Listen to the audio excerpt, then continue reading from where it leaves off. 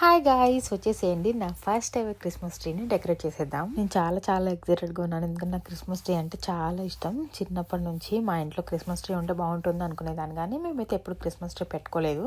అంటే మేమేం క్రిస్టియన్స్ కాదు, కానీ నాకు క్రిస్మస్ ట్రీ అన్న శాంతాక్లాస్ అన్న చాలా ఇష్టం. ఇంకా నిన్న షాపింగ్కి వెళ్తే అక్కడ క్రిస్మస్ ట్రీ కనిపించింది. చూడగానే అనిపించింది అసలు ఎందుకు పెట్టుకోకూడదు, మనం కూడా పెట్టుకోవచ్చు, క్రిస్టియన్స్ పెట్టుకోవాలా అని అనిపించి నేను కొనేసాను. ఇంకా ఇంటికి తీసుకొచ్చేసి సేమ్ డే నేను అసెంబుల్ చేసేస్తున్నాను.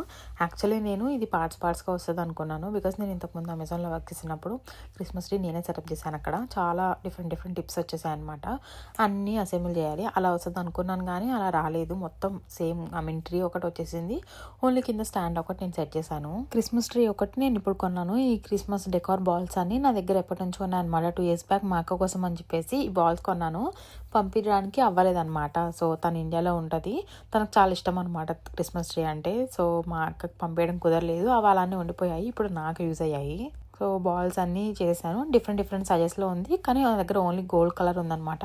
కొంచెం రెడ్ మిస్ అయినట్టు అనిపించింది. అండ్ ఫస్ట్ ట్రీ ఒకటి చూసి కొంచెం వాల్యూమ్ తక్కువ ఉంది, మంచిగా లేదు అనిపించింది, కానీ మొత్తం డెకోర్ చేసిన తర్వాత చాలా బాగుంది. లైట్స్ ఆఫ్ చేస్తే అసలు ఎంత బాగుందో.